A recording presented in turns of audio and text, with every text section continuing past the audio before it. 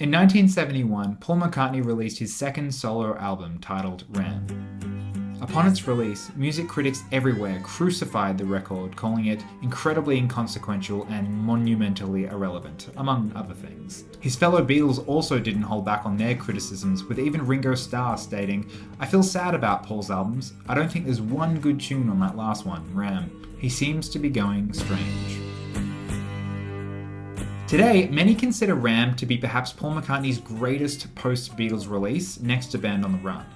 It can be said that the album itself anticipated the indie pop genre. So how was this album able to rehabilitate its standing amongst music critics and fans? To answer that, we need to look at what occurred in the music industry between then and now that altered the perception and enjoyment of the kind of music that you hear on an album like RAM.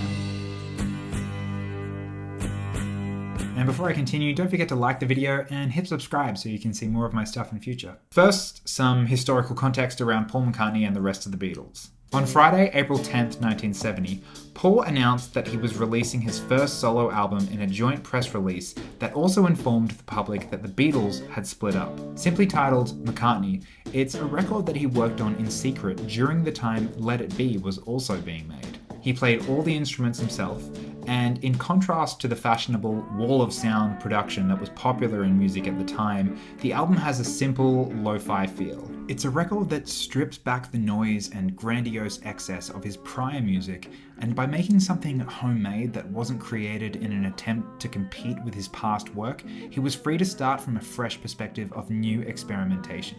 You listen to it and it's gentle and charming, but at no point do you feel like McCartney's trying to create a new Hey Jude or Let It Be. There are even 5 songs on the album that are completely instrumental. Maybe I'm Amazed shines through as possibly the only song that could compete with the monumental hits he had written as a Beatle. The only problem was that by announcing the release date of McCartney as 3 weeks before the Beatles' final album Let It Be, he was seen by fans, critics, the press, and his fellow Beatles as undermining the efforts of his collaborators and cashing in on the group's popularity to promote his own music and self-interest. It was the inciting incident that took the breakup from amicable split to raging divorce. And suddenly Paul McCartney was seen as this unconscionable, backstabbing villain of the Fab Four, and it would take many years for him to resurrect his good-natured, charming image. Needless to say, the criticisms of the McCartney album were middling at best, and the drama surrounding its release certainly didn't help. That same year, the 2 other chief Beatles songwriters happened to release their own albums, which have since been heralded as masterpieces, and are arguably superior to McCartney in many ways. On Plastic Ono Band, John Lennon laid his soul to bare. It's a revealing, haunting, confessional purge of Lennon's brilliant but troubled mind.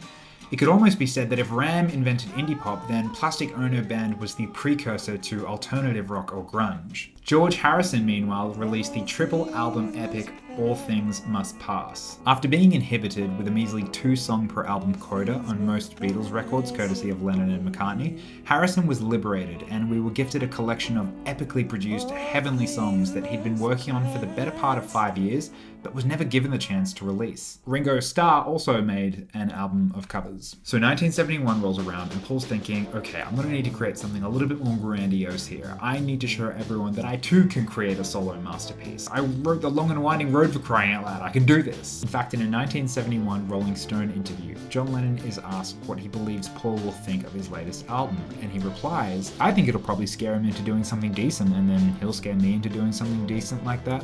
I think he's capable of great work, and I think he will do it. So the pressure on Paul to create something brilliant was mounting. It was around this time that he and Linda decided to move to a farm in Scotland where he could escape the drama and chaos that surrounded the previous year. In this laid-back, pastoral setting, he was free to write music in a more relaxed and joyful environment than he was used to. He even roped Linda in, and the 2 of them wrote several tracks together. Once they had a solid collection of songs, Paul auditioned other people in secret to fill out the guitar and drum parts and came up with most of the band that would later that year be known as Wings. Though it should be noted that the band hadn't fully formed, and RAM is actually the only album credited to Paul and Linda McCartney. So with Paul and Linda about to create their own independent album, it's worth taking a moment to examine what being an artist on an independent label actually meant at the time, and when people started referring to such artists and their music as indie.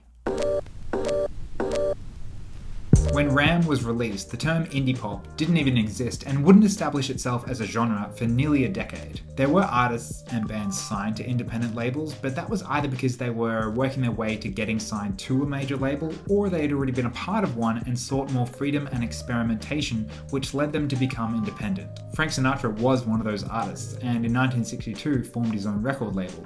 The other popular example from the 60s is, of course, the Beatles, who in 1968 split from Parlophone to create Apple Records. In doing so, they were free to release music such as the Mammoth White Album, with some of their most experimental tunes yet. Their remaining 3 Beatles albums were all released on Apple, as were the majority of their solo LPs in the 70s, including McCartney's RAM. The Beatles were suddenly competing with each other as solo artists in a time that saw an explosion of new, exciting musical genres such as punk, post-punk, hard rock, disco, and new wave, to name a few. These genres pushed musical boundaries and created all kinds of subcultures around their respective sounds. Well, it's like a trend in a way. It's sort of like you like new wave and you like punk, you dress like this because this sort of expresses the music you like. What about the teddy bear? Oh, my teddy bear's just sort of like my teddy bear because he's a boys next door teddy. Many consider indie music to have been born out of post-punk and guitar pop. But how do we actually define indie? Some may classify indie as any music made on an independent record label. That definition may have made sense in the early days of independent recordings, but it eventually started to become more associated with the style and sound that these artists produced. These days, claiming an artist as indie just because they're on an independent record label just doesn't make any sense. You can have an indie pop band like Vampire Weekend signed to the same major label as Beyonce or Adele. At the same time, there are countless artists on independent labels that are making music that is unmistakably pop. SoundCloud alone has a ton of pop music created by independent or even unsigned artists. The term indie may have first developed from artists recording on independent labels, but around the late 70s and early 80s, indie music started to develop a signature sound and ethos, that of a do-it-yourself, lo-fi quality that, while still being somewhat accessible, didn't attempt to conform to mainstream musical ideals. It eventually branched out into 2 distinct styles: indie rock and indie pop. Indie rock was initially used interchangeably with alternative rock and evolved from the UK punk and post-punk scene. Bands like the Velvet Underground and the Buzzcocks were pioneer acts in the indie rock genre, which eventually evolved into the distinct stripped-down sounds of bands like the Smiths and eventually the Strokes, the White Stripes, and the Vines. Indie pop originated in the same way as its grittier counterpart, but where indie rock was abrasive and often angst-driven, indie pop was melodic, light-hearted, and also established a rich subculture around its sound. Instead of heavy distortion and rough vocals, indie pop made use of 60s-styled jangly guitars and still used conventional Western musical structures such as major chords, hooks, and a consistent rhythm and beat, not to mention a strong use of melody, something Paul McCartney was always famous for in the Beatles. Bands like Television Personalities and the Go-Betweens, who both formed in 1977, are often said to be the earliest examples of pure indie pop. And if you listen to their songs, you can hear obvious parallels to the indie music that would naturally blossom into the 21st century. But 6 years before those bands formed, Paul and Linda McCartney recorded an album that was essentially doing all the same things as that which is considered the origins of indie music. RAM is a homemade record that is cutesy in parts, but also strange and abstract when it wants to be. An album that blends many different genres together as opposed to it being purely rock, folk, or country. It speaks to an artist off on his own, trying out new sounds and textures and seeing where it will take him. Some may have seen that as indulgence, but for someone who was always a collaborator in the Beatles, I think Paul needed to record all of this different stuff to figure out what he was going to be independent of the Beatles. As previously stated, indie pop is generally influenced by the jangly guitars and psychedelic textures of the 1960s. If there was any band that displayed that exact sound, it's the Beatles. And in RAM, we can hear echoes of both the 1960s and the Beatles. Obviously not just because one of them made this album, but because Paul was taking everything he learned from that time, everything he developed, and was turning it into his own thing, and he was doing it however he wanted. These new songs were still accessible and poppy, but left many dumbfounded and confused as to what McCartney was thinking. In a now infamous review in Rolling Stone magazine, John Landau stated at the time that, quote, "RAM represents the nadir in the decomposition of 60s rock thus far." Woof. Part of this confusion and derision that RAM received was in part due to Paul McCartney literally crafting an entirely new genre. Let's take a look at what these songs are about. From railing against what the masses are doing, to moving to the country and living domestically, to a track with intentionally nonsensical lyrics, some classic love songs, and the ultimate teenage escape anthem. These all have the appeal of a great indie pop album, being young and trying to make sense of yourself and the world around you. It's also infused with a wicked sense of humour, and many of the songs are often tongue-in-cheek, pervasive traits throughout the indie pop genre. Paul's first solo album, McCartney, shares many of the same indie DIY traits as RAM. It's lo-fi, it's twee and a bit cutesy. Even Paul McCartney, in a more recent interview with Rolling Stone, said of the debut record, "It has got a sort of indie thing, you know, it's what would now be called an indie thing. To me then it was just for me knocking around, experimenting with some sounds and not worrying how it was going to turn out. I think that was one of the secrets. With this stuff, it was like I wasn't really doing it with anything in mind." So why is this video about RAM being the first indie pop album and not McCartney? Well, I think you could make a great case for it. I mean, Paul certainly did. But to me, I chose RAM because I think the songs on this record lay the blueprint for the indie pop genre more so than on McCartney. If you listen to RAM with modern ears, each track sounds like it could have been recorded by some of the greatest alternative and indie pop artists the genre has ever produced. Too Many People could easily blend into Arcade Fire's The Suburbs. Three Legs sounds like the White Stripes at their stripiest. Smile Away is the song the Black Keys wish they had written. Uncle Albert, Admiral Halsey is like MGMT, The Flaming Lips, and Of Montreal all rolled into one. The McCartney album may be where the spirit of indie and its ethos began, but RAM represents the genesis of the indie sound and style.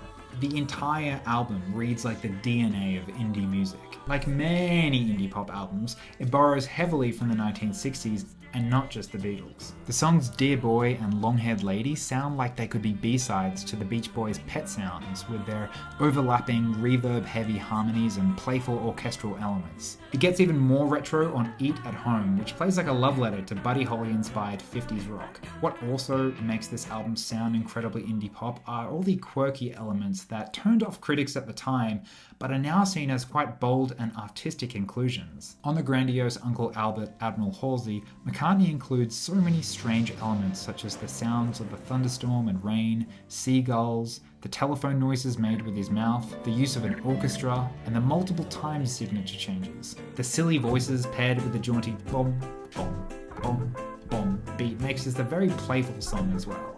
When I first listened to the "Hands Across the Water" section of the song, I couldn't believe how much it sounded like a John Lennon track. I then found out, funnily enough, that for all of Lennon's qualms about this album, it turns out that he really enjoyed this particular section. To me, this flies in the face of many of the criticisms that were thrown at RAM, such as John Landau pointing out that, quote, "McCartney and RAM both prove that Paul benefited immensely from collaboration, and that he seems to be dying on the vine as a result of his own self-imposed musical isolation." I think this just isn't true. I'm as big a Beatles fan as they come, but on RAM, I actually found myself impressed by how McCartney was showing us that not only could he make brilliant music as a solo artist, but that he could also borrow from his old mate John Lennon when he needed to. As with Admiral Halsey, I would also point to Monkberry Moon Delight as quite a Lennon-like track itself, with its odd, nonsensical lyrics, a trait often used by Lennon, and sung with a biting ferocity that Paul's old collaborator was famous for. It's definitely one of the stranger cuts from the record. And even on Too Many People, McCartney is taking shots at Lennon in lyrics such as "Too many people preaching practices, don't let them tell you what you want to be." I think the song sounds every bit Lennon as anything on his Imagine album. And where would a great indie pop record be without a whimsical ukulele song thrown into the mix? The song Ram On gives us exactly that. juxtaposing it with a stirring choral arrangement of oohs and ahs. One element I'll mention that really brings out the quirkiness on this album is the inclusion of Linda McCartney's vocals. Linda was a photographer and never sung professionally or attributed herself as a musician in any way. But Paul insisted that she be part of this record, and what I love about her presence is that you can tell she's no Stevie Nicks, but she adds so much light and texture with her backup vocals. Paul was excited about utilizing her voice because he'd always had to arrange his harmonies around the other male Beatles, and Paul would always have to sing the high harmony. But now with Linda, he could use lots of different vocal ranges. What I really love about her voice, particularly on the track Long-Haired Lady, is that she leans into how strange and off-kilter it sounds. Particularly the part where she sings, "Or is this the only thing you want me for?" She's not trying to sound beautiful or angelic, and in fact, it goes the other way to sound quite bizarre and kooky. It's a vocal that echoes similarities of other female indie voices, such as Nico when she worked with the Velvet Underground. When I read the early criticisms of this album about it being too saccharine and overly indulgent with its playfulness, it made me think of the arguments I would have with my friends when we were a bit younger. Some of them were really into post-punk or more serious hard rock and would question why I would listen to poppy crap like Vampire Weekend, who, in my opinion, are the quintessential indie pop band. I think the same criticisms of RAM ran parallel with the ones held at Vampire Weekend. But however serious you take your music, you can't deny that both RAM and Vampire Weekend, in spite of their cheesy cutesiness, are incredibly fun and catchy. And in the same way that Vampire Weekend went on to inspire countless indie pop bands throughout the 2010s, RAM has only garnered more respect and recognition with age. I mean, even Paul McCartney knows this. It's quite simply an album that was just far ahead of its time, a quality attributed to those independent artists that come along only every few years who turn musical genres on their heads and dismantle the status quo of popular music as we know it. If you haven't listened to RAM, or if you've heard that in general the post-Beatles releases aren't anything special, I would highly recommend readjusting that notion and giving it a listen. Paul McCartney's genius use of melody is as strong as ever. And if you're an indie pop fan, let me know in the comments if you can hear some of your favourite bands in any of the tracks. Or let me know what Paul McCartney or Wings album is your personal favourite. Thank you so much if you got to this point in the video, and hey, why not consider subscribing? If you like what you saw today, please consider liking the video, and if you want to see more of my stuff, you can click up here to watch a video where I review every single Beatles biopic that's ever been made. My name is Elliot, thanks again so much for watching, and I'll see you in the next one.